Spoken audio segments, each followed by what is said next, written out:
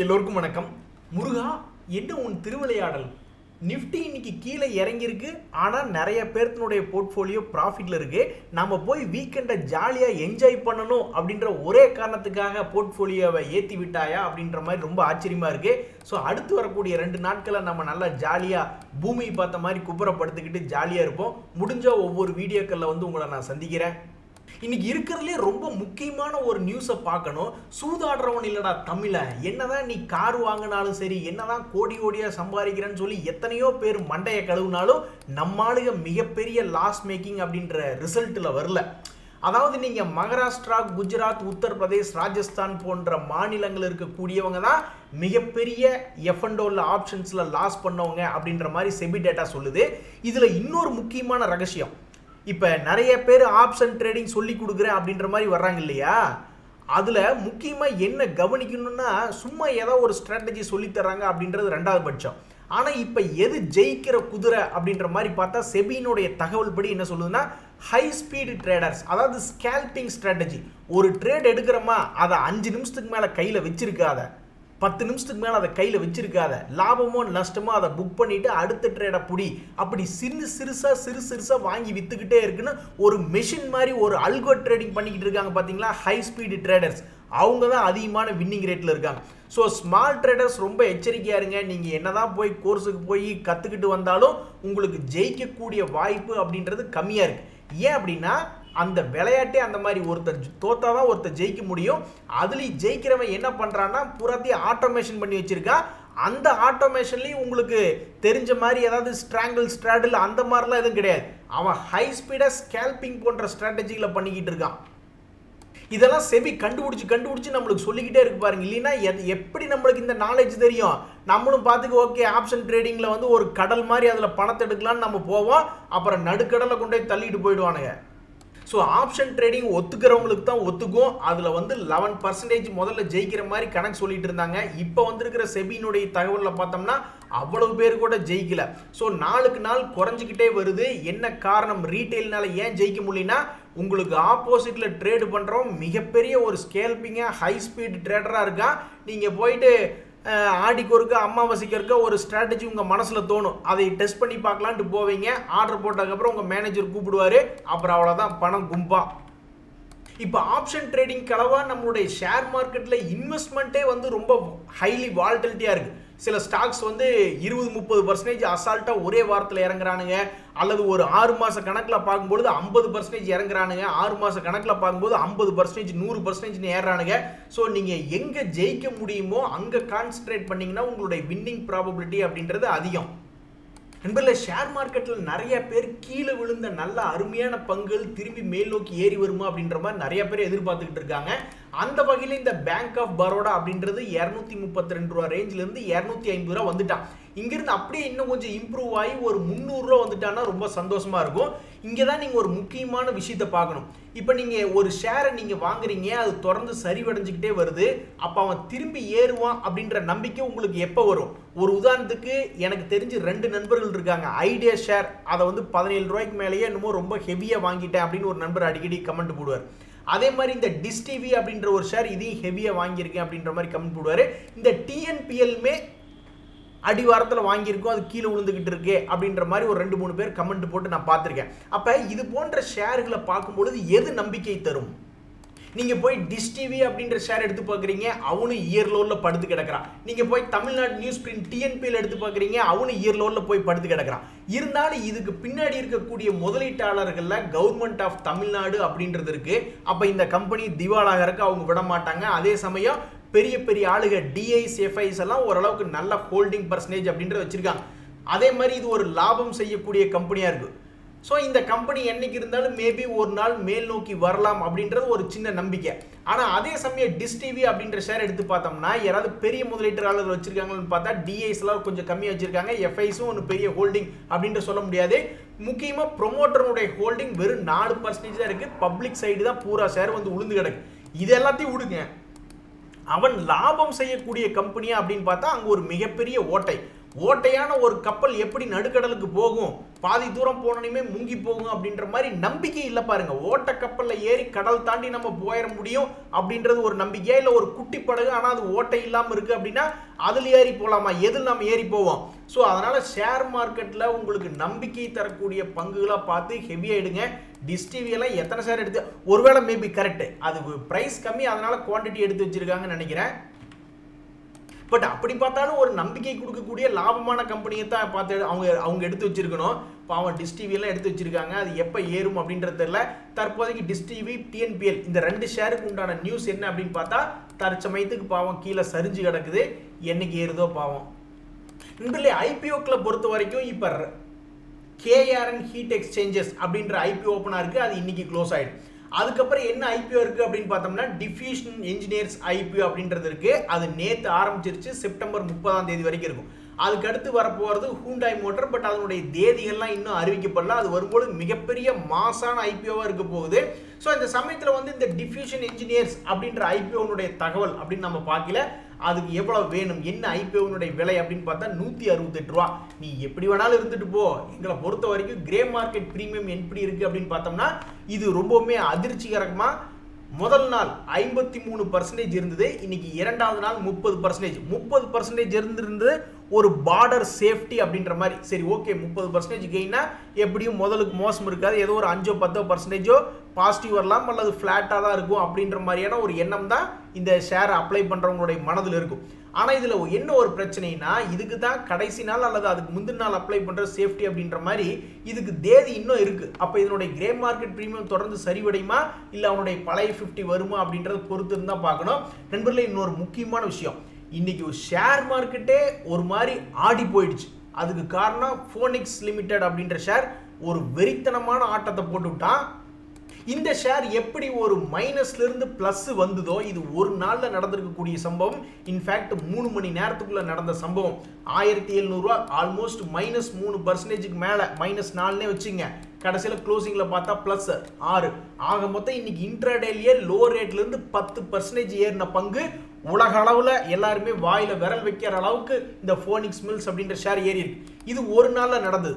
ஆனா உலக மக்கள் எல்லாருமே என்ன எதிர்பார்க்கறாங்கன்னா, இதே மாதிரி தான் ஷேர் இறங்கும், அப்படியே நீட்டி படுத்துட்டு இருக்கும், அப்புறம் என்னைக்காவது ஏறும், லாங் டேர்ம்ல இப்படி தான் நடக்கும் அப்படின்ற நம்பிக்கையில தான் ஷேர் மார்க்கெட் இயங்குது.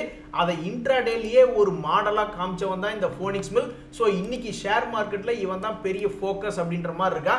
ஜேஎஸ்டபிள்யூ எனர்ஜியுமே ஃபோக்கஸ் தான். பட் அது நெகட்டிவ் ஃபோக்கஸ். பாவம் 5.5% இறங்கி போச்சு.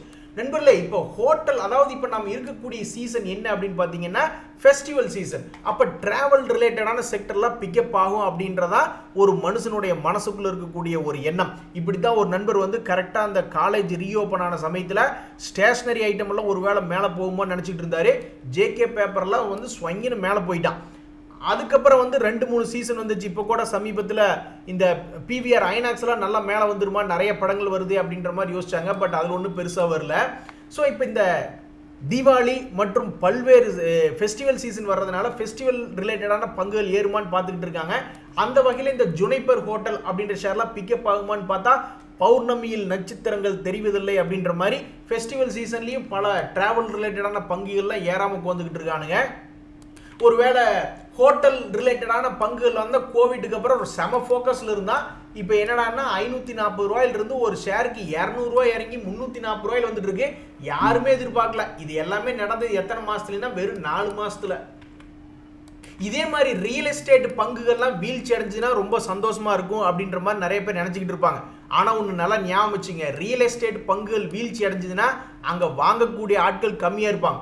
ஆனா ஷேர் மார்க்கெட் இந்த மாதிரி கும்பா பாடுச்சுன்னா இங்க பல லட்சம் கோடி அப்படின்றது கொண்டு வந்து போடுறதுக்கு ஆளுங்க இருக்காங்க. ஸோ ரியல் எஸ்டேட் இறங்கினாலும் ஒன்றும் பிரயோஜனம் இல்லை. பட் ஷேர் மார்க்கெட் இறங்குச்சுன்னா பணத்தை இறக்கி விட்றதுக்கு ஏகப்பட்ட பேர் இருக்காங்க. நண்பர்களே, கீழே விழுந்துடக்கூடிய 2 பங்குகளை பார்க்க போறோம். அதுல ஒரு ஷேர் வந்து அவனுக்குன்னு ஒரு பாதை அமைச்சு அவன் பாட்டுக்கு ஜொயின் போயிட்டு வந்துகிட்டு இருக்கான். அதே மாதிரி இன்னொரு share ESAB small finance bank அப்படின்ற ஷேர், அது வந்து அந்த ஷேர்ல பணம் போட்டு வச்சுக்கிறவங்களுக்கெல்லாம் ஒரு மாதிரி டென்ஷன் கொடுத்துக்கிட்டு இருக்கான். ஏன்னா அவன் இருக்கிறதுலே இயர் லோல புதிய லோ, நிறைய தடவை நம்ம புதிய உச்சம் அப்படின்ற வார்த்தையை உபயோகப்படுத்தியிருக்கோம். இது வந்து இருக்கிறதுலே புதிய லோ அப்படின்ற மாதிரி போயிட்டு இருக்கு இந்த ஈசாப் ஸ்மால் ஃபைனான்ஸ் பேங்க். இவன் என்ன ஆக போறான் அப்படின்றது தெரியாம இருக்கு. அதே மாதிரி இந்த கேட்வே டிஸ்ட்ரிக்ட் பார்க் அப்படின்ற ஷேர் வந்து ஸ்வைங்னு நல்லா ஸ்வைங் விளையாட்டு பண்ணிக்கிட்டு இருக்கிறவன் தான் இப்போ அவனுடைய பாட்டம் இந்த வருஷத்தினுடைய சப்போர்ட் லெவல் அப்படின்றதுல ட்ரேட் ஆகிட்டு இருக்கான். ஸோ இந்த இரண்டு பங்குகளுமே திரும்பி மேல் நோக்கி ஏறி வந்து ஒரு சந்தோஷத்தை கொடுக்குமா இல்லையா அப்படின்றதான் இப்போ ஷேர் மார்க்கெட் கேள்வியாக கேட்டுக்கிட்டு இருக்கு. இன்னைக்கு ஷேர் மார்க்கெட்ல ரொம்ப சந்தோஷமான நியூஸ் என்ன அப்படின்னு பார்த்தீங்கன்னா, சுகர் ஸ்டாக்ஸ் எல்லாம் மேல் நோக்கி ஏற ஆரம்பிச்சிட்டான். என்ன காரணம்னா, கவர்மெண்ட் வந்து சுகருடைய மினிமம் செல்லிங் பிரைஸை வந்து ரிவைஸ் பண்ணலாம் அப்படின்ற மாதிரி ஒரு நியூஸ் போய்கிட்டு இருக்கு. அந்த மீடியாவில் அந்த நியூஸ் போன உடனே இன்னைக்கு ரேணுகா சுகர்லாம் 10% மேல் நோக்கி ஏறி வந்துட்டா.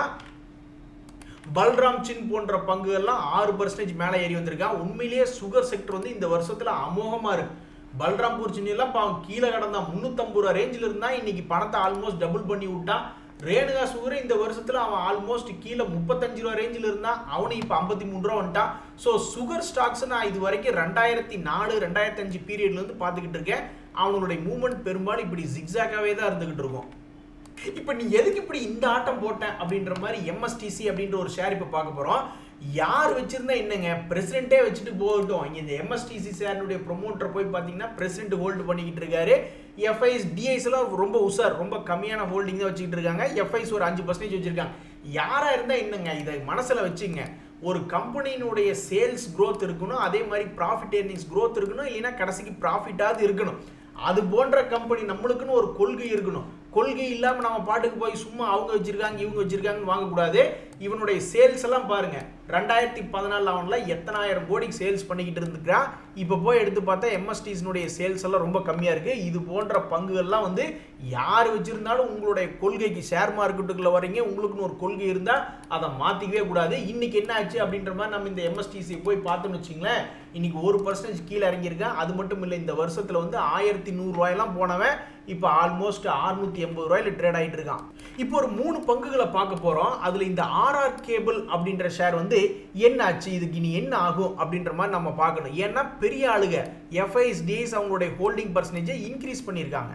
இன்னைக்கு வந்து இந்த ஷேர் 0.5% இறங்கி தான் ட்ரேட் ஆகிட்டு இருக்கு. ஆனால் முதலீட்டாளர்களை பொறுத்த வரைக்கும் டிஐஸ் முதல்ல 8% ஹோல்டு பண்ணிட்டு இருந்தவங்க 13%, எஃப்ஐஸ் 5% ஹோல்டு பண்ணிட்டு இருந்தவங்க 7% பார்க்குறாங்க. இப்போதைக்கு இந்த ஷேர் வந்து கீழே இந்த மாதிரி எங்காவது இருந்ததுன்னா இந்த நியூஸ் ஒரு சந்தோஷமான நியூஸ் அப்படின்ற மாதிரி நம்ம நினைக்கலாம். பட் இருந்தாலும் மேலே இருக்கும்போது இந்த நியூஸ் வருது. ஸோ இது ஹையை பிரேக் அவுட் பண்ணி போவானா அப்படின்ற எதிர்பார்ப்பு இந்த ஷேரை வச்சிருக்கிறவங்களுடைய மனசில் வருது.